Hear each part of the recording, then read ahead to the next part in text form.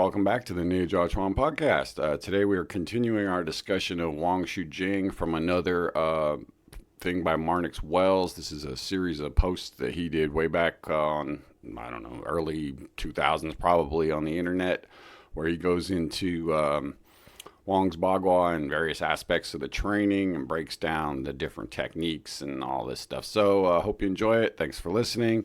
Take care of yourselves. In the Patreon this week, we also talk about Wang Jing more, but in this context, it's his meeting with Zhang from Blurred Boundaries. So check that out. Thanks for listening. Thanks for your support. Take care of yourselves and be well. Today we complete our discussion of the famous Bagua and Xingyi master Wang Jin of Taiwan. We're going to take a look at an article from one of his students, Marnix Wells, PhD, the Englishman that we talked about earlier, who's a fine internal martial arts practitioner, translator, and all-around scholar of these topics. He trained with Master Wang in the 70s and got to, really learn the system in depth from him on extended stays in Taiwan during that period, and has continued to practice and teach that method. So he says that he wrote an article, not an article, these were some postings on the old Empty Flower forum way back in the day. So I'm assuming this is probably around the early 2000s somewhere. So he begins by explaining the main components taught in Wang Shujin's Bagua. So he lists 8 different things. Now this, in his previous article, some of this was also in the previous article, but he sort of reiterates some things and adds some new things here. So I thought this would be a nice way to finish our discussion of Master Wang. So this is the order of things in the way you learn Bagua. So you start with the standing post, right? We talked a lot about that. That's, again, like we've said repeatedly, this seems to be at the core of everyone who came out of the Wang Shujin school. Standing, holding postures to develop internal qi power. Definitely one of his hallmarks for sure.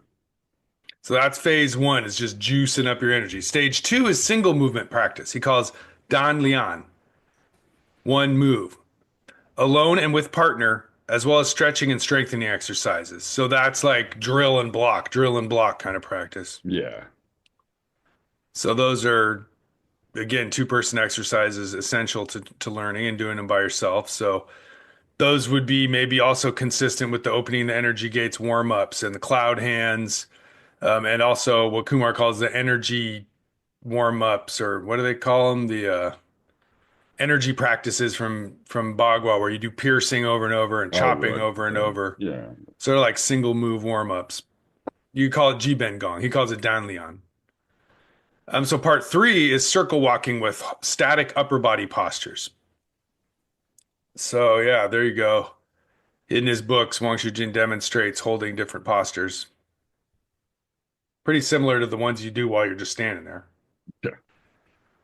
We talked about the post-heaven training versus the pre-heaven training, right? So that the more external body training, conditioning stuff first. And that's what I think he means by the single movement thing, right? Like you're just learning to do things with power, essentially, right? Whether it's internal stationary, whether it's internal power, external power, that you're just solid when you do single movements, right? Then you start doing those single movements while you're walking the circle, and so it's very similar to the other way. Well, yeah. So the standing post, then single movements, then circle walking, holding a post, and then part 4 is fixed step linking palms. 8 palm changes aim to train the 8 basic energies, postures, techniques. So now you're moving your arms while you walk. So now he uses this code of the sort of Bagua poem, Tui Tuo Dai Ling Ban Kuo Pi Jin. Right, there's that. Which he translates, Tui Tuo is push and lift. So Tui, like Tui show, that's where you shove. And Tuo is where you sort of a shoving lift. That's a very common Bagua technique. Then Dai Ling, as I understand, are pull. He translates as carry and lead, which I have learned as single-handed pulling and double-handed pulling. Like Liu in Tai Chi, basically, you yank them off their balance. Then Ban and Ko. So Ban is that Tiangon where you shift side to side, chopping side to side. That's Ban, to move. And that's a very big deal in Gao style Bagua. It sounds like They do it in Wang's I as mean, well. these are Side just, chopping, basically. I mean, these Wham! are just basic techniques, right? These are his like, it's like if this was Tai Chi, you'd be saying Peng Lu Ji An, Right. But these are the Bagua versions. So yeah, so that's Ban Ko, and Ko he calls here to capture. Coil, that coiling inward action of Right. Quo that we've talked about a bunch. And then the last two are P and Jin. P, chop, as in P-trend, chopping wood. And then Jin, enter. I'd call it like blast or just like shock or just like enter and knock them back. Jin power. So those are the first 8 palm changes. Then he says part 5 is the flowing dragon rambling body palm. Long Sheng Yu Shen Zhang. So that's that. It's sometimes called swimming body. He calls it rambling body. Free movement. So that's the second set, which is fluid, step, faster, continuous, and so forth. It follows the principle of one gives rise to two, two to three, three to the 10,000 things. This idea found in the Tao Te Ching, and that it goes from very simple to very complex, adding complexity in each change. So yeah, so you learn Lian Huan, then you learn Yu Right. Yeah. Shen. Yeah. So we're back to that linked and then smooth, Exactly. right? So, Whereas in low set and Gao Style Bagua, you use the same palms, you just do them in a different manner when you switch right. from one level to the next. In this case, I believe it's a second set of changes. Yeah. Well, it could be. I mean, I think you'll probably do it with the same set too. I mean, You could modify it to be more fluid and more yeah, flexible and more complex, like this flowing, rambling palm. I like rambling palm. That's kind of cool. it sounds, Sounds like Marnix, honestly, because that's just he's got a rambling sort of feel to his lanky movements. So I, good I fit I there. always use the word meandering, but yeah, it's Meandering, that rambling, feeling of like you're free not in, flowing. yeah, that your circle is you go instead of a whirlpool, you become a river, right? Like it goes on and it wiggles and winds and twists and and it's just like, but there's no confined space to it. Yeah, it's a good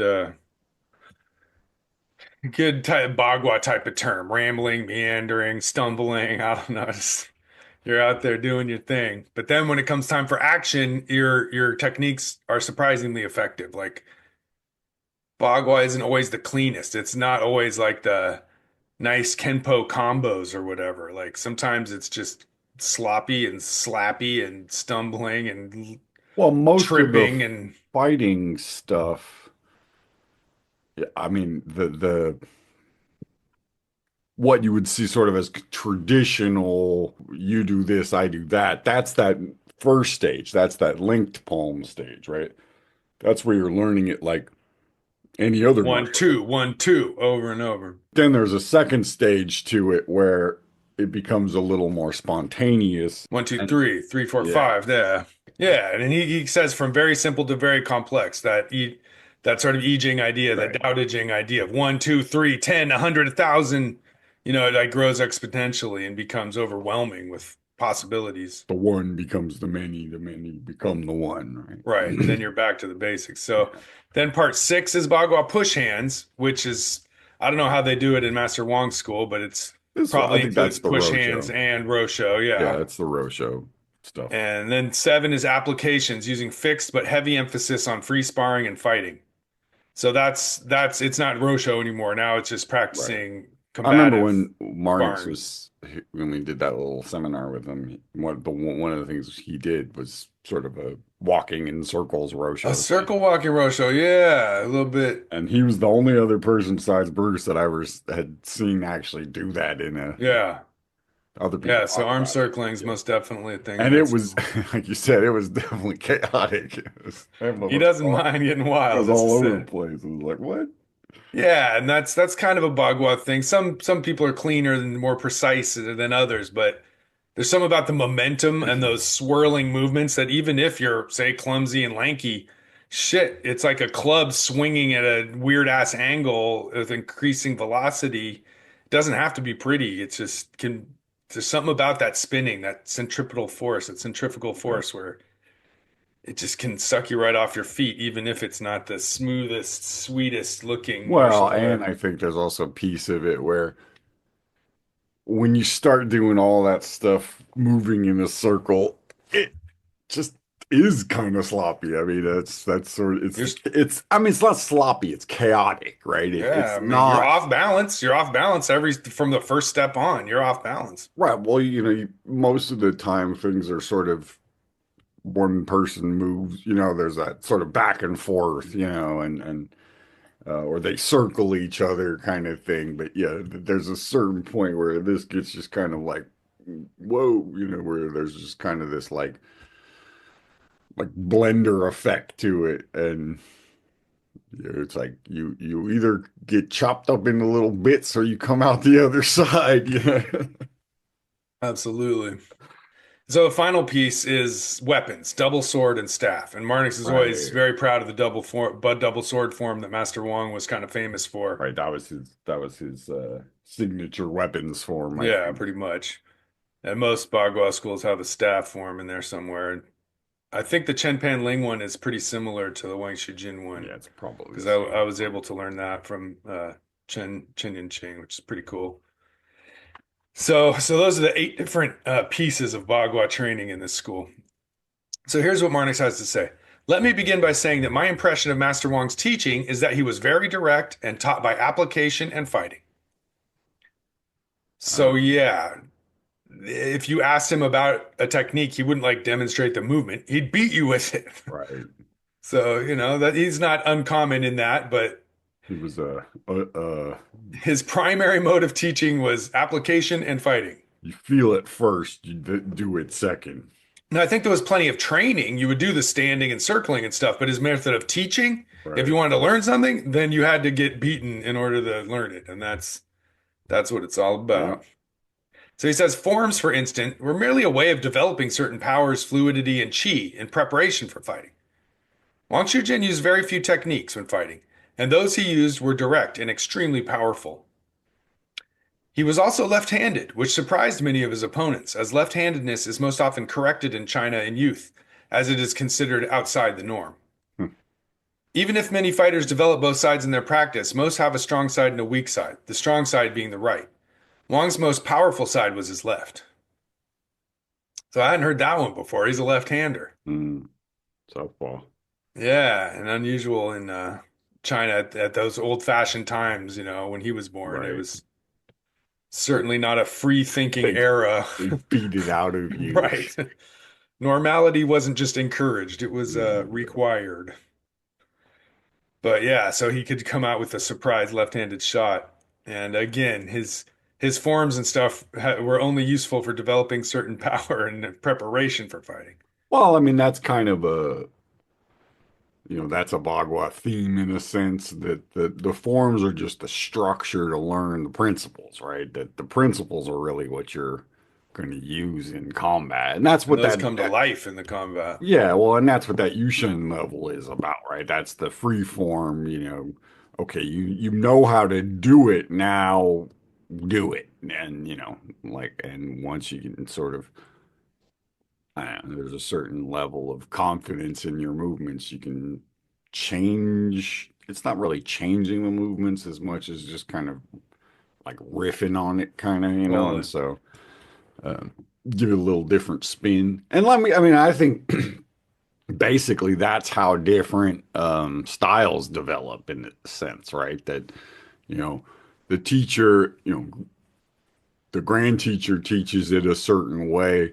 His students each develop their own particular, way of doing it, and then a couple generations later, that has its own style. But really, what you're looking at is just how different people do, certain movements or what they like to do or their particular body type, applied to a certain movement or whatever. Totally. So he says his forms reflected his philosophy of simplicity and basics, and are, compared to other Bagua forms, very simple and sometimes bland in external appearance. They are, however, very practical and powerful. Students were taught by asking how to fight or defend themselves against such and such an attack, and by fighting other schools of martial arts and free fighting tournaments. Wang encouraged exploration of the basic principles of fighting and was not a big proponent of fixed two-person sets.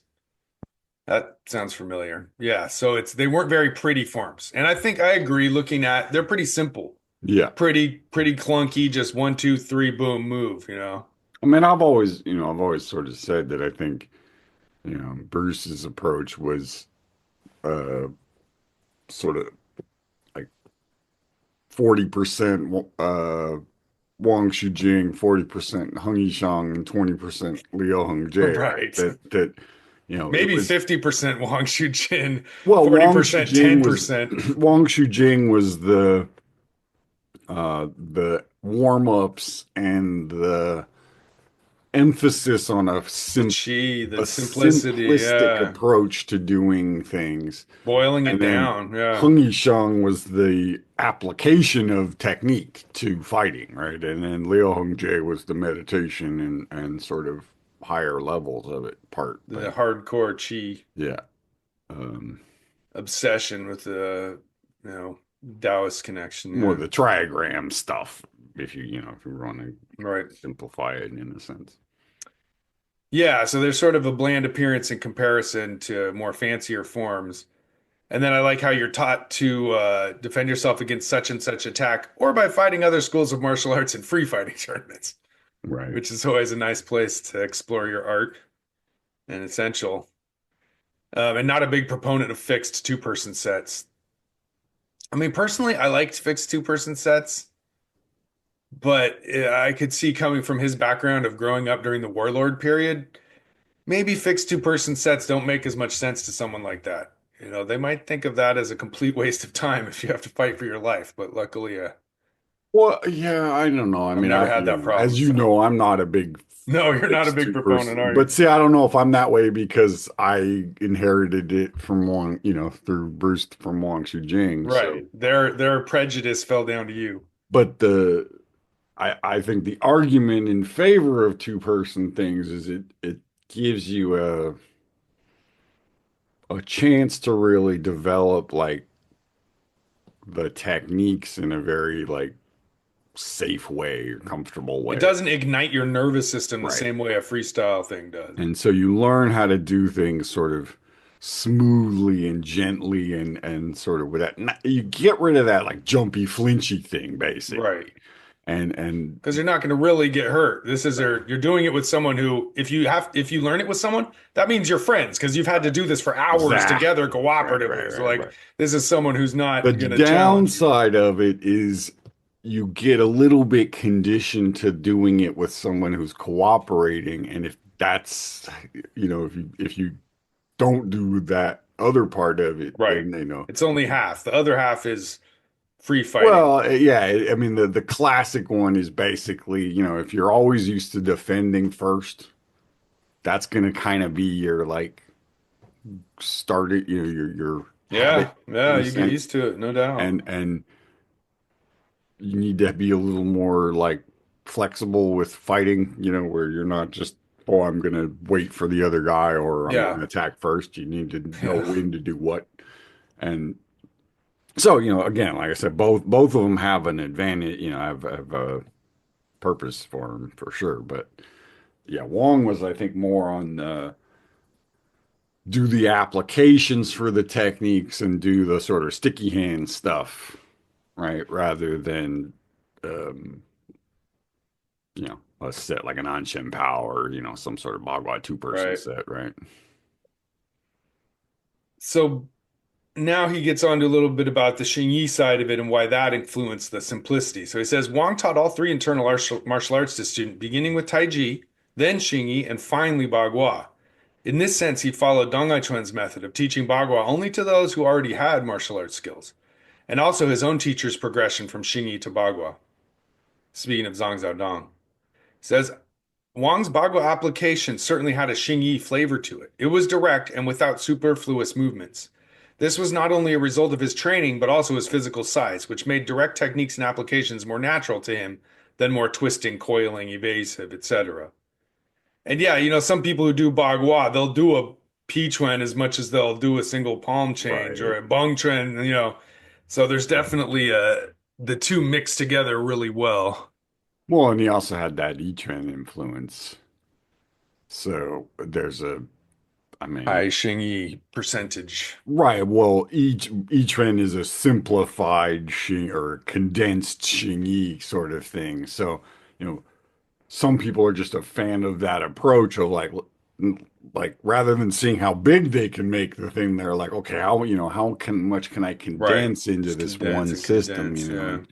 Yeah. and which I think for the purposes of learning, sometimes it's easier if you have fewer movements to learn, it just gives you more time to focus on the internal, because again, if you're Right. like Principles. Wong, Yeah. you If you're want to principle focus on obsessed. internal principles. It's like, well, you don't need a bunch of movements to do that. You only need a few. And same goes for fighting, right? Like Bruce always said that Wang Jing's one of his favorite phrases about fighting is, the better to do one thing well than a thousand things poorly, right? Like, it's Yep. better to have one technique that you can really use and, knock a motherfucker out in three beats rather than Right. have to do a whole bunch of stuff to like dance around with somebody and, Right. all that stuff. So it's kind of a Right. And that Xingyi side of things definitely is influenced, this that method. was definitely the thing that Bruce got from Wong that he emphasized with us was like this idea of, you shouldn't have to, if you have to hit somebody more than three times, you did something horribly, horribly wrong. This is a bad Right? Like, matchup. that it should never take you more than three beats to deal with one person. And that was definitely, Wong's thing of just Sounds like Master Wong. you just bowl right through 'em. Well, and I always remember his quote from Bagua Journal saying, I want all my students to be able to knock someone out with one punch using Xingyi before they Right. start Bagua. That is the idea. And that is the requirement. Yeah. And there's no, that's that. If you, and again, this is Zhang Dong's idea. This Right. is Wang Shujin's idea. This is Xingyi to Bagua, which Well, and that's a lot of that's the best also Bagua guys came from Xingyi. right. I was just gonna say Zhang Dong was of that generation, like Li Yi, where they were, They went to visit equally Master Dong. They right. I went. mean, it's like, Li Yi goes down in the history books as a Xing Yi guy, but he learned Bagua from Chen Jinghua, And then he so went to Dong's and then he house, went like to to Dong, learn and from it's like straight to his that's as face. much of So, a Bagua guy as anybody else. But so okay, so now we go into um, what the teaching of Bagua was like under Master Wong. So he says, I won't go into the Xing Yi and Tai Chi here, but rather concentrate on Bagua and the basics as taught by Wang. Please keep in mind, though, that Taiji and Xingyi were taught first before Bagua, and thus may be considered kind of a basis for Wang's Bagua teaching, or at least a foundation all students who studied his Bagua had.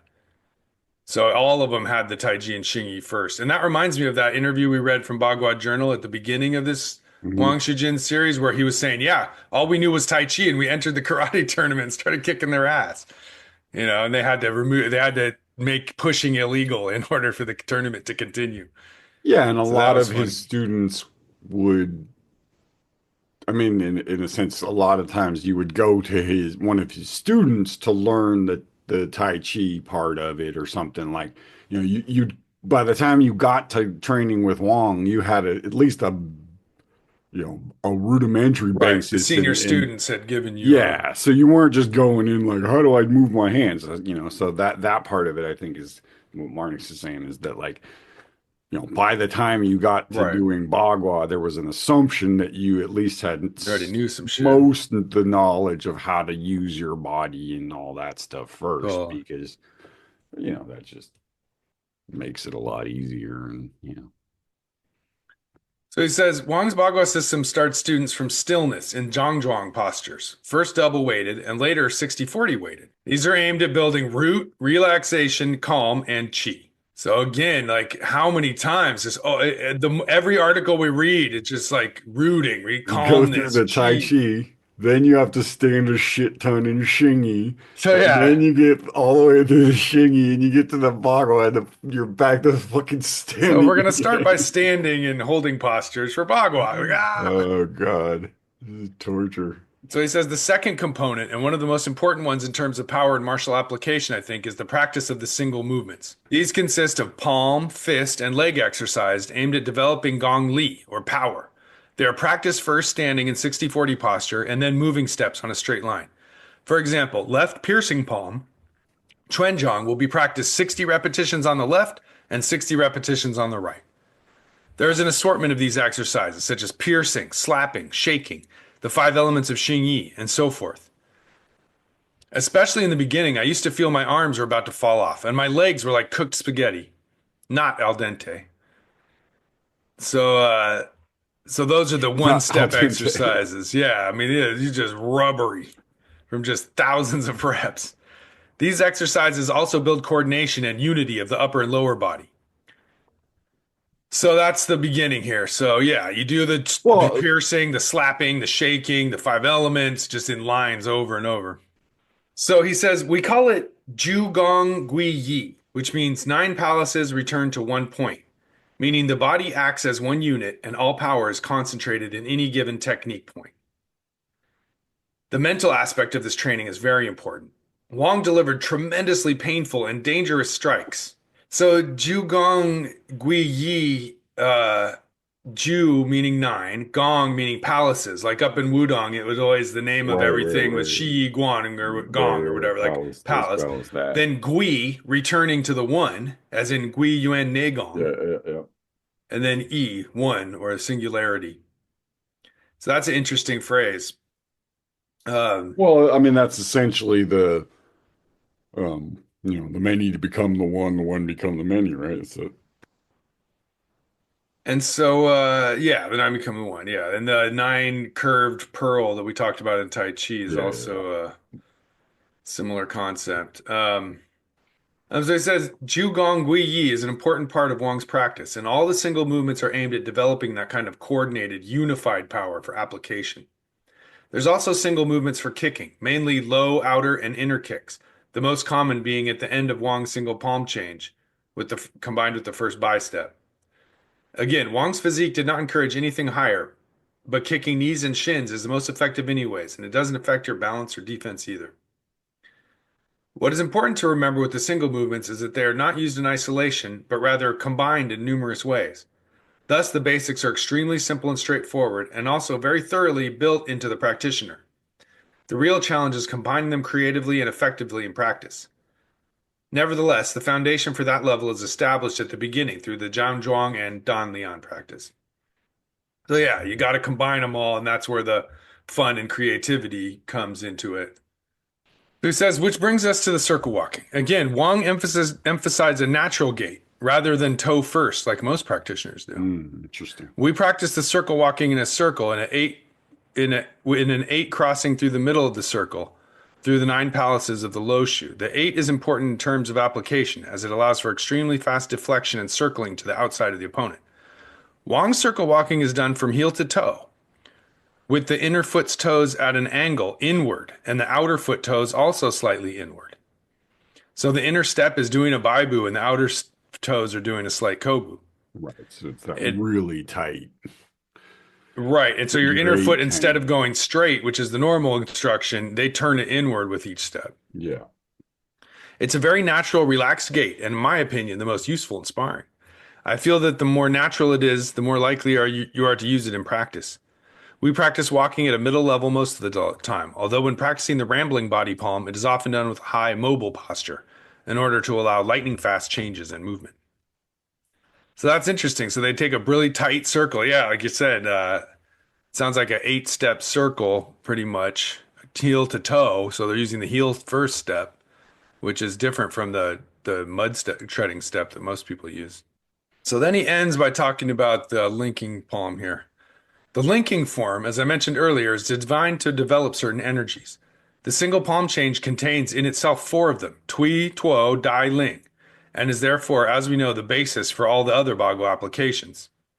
But the value of the single palm change goes beyond all that. It helps develop 2 important Bagua fighting principles, evasion and palm change, meaning in relation to the opponent's attack. That is, getting either inside or outside an opponent's door by quickly switching palms. Wang's single palm change is extremely practical and therefore is less coiling than some other styles. It basically uses 3 stages. 1, covering, ko, which can be seen in the crouching tiger posture. 2, the beginning of the palm change, which consists of forward movement and tui and tuo. And 3, the actual changing of the palm. This change can be more properly seen in the rambling body palm. In the linking palms, it is more difficult and to see in the static form. Okay, so unpacking that a little bit, it sounds like the single palm covers most of the Bagua slogans there. Yeah. Um, so yeah, it starts with that, quo covering, over covering effect. Then you step forward and coil to do your tui and tuo, lifting. Your tuo is lifting up and chopping down to the middle while you exchange the palms. So he says it can be seen more properly in the rambling body. In the linking palms, it's more static and difficult to see. So I guess, I don't know, maybe when you're flowing, it's more clear what that evasion and palm changing. But yeah, that single palm change once again is at the core of it. I think is sort of what he's getting at here. Yeah, I mean, and again, I mean, it's just that I think what he's saying is that in the more staccato single movement version of it, you don't see the the what if you will the connection between the movements as much Hmm. as when you start to do them in that smooth way, you start to see how they're sort of a continue. I mean, that's usually why it's called continuous, is it's all one thing, right? It's like the whole set is one continuous move. You're not just doing one thing and then another thing and another thing. It's Yeah, I agree. That's my impression of it. Yeah, good stuff. It was an interesting breakdown of that nine palace return to the one kind of concept and I that always enjoy it. simplifying and condensing of Wang Shujin's system. But yeah, interesting insights into the training and daily workout of Yeah, that system. I always like Marnix's breakdown of things. It's just very to the Yeah. you know. Yeah, he's a good way of explaining stuff. Well, Looking forward to what comes next. me too. All right, man. Talk to you soon. Bye. Hey, folks, hope you enjoyed the episode. You can head over to the Patreon, join for $5 a month, gets you the membership where you can hear the bonus episode that comes out with each regular episode, as well as our entire archive. All right, thanks for listening. Take care of yourselves and be well.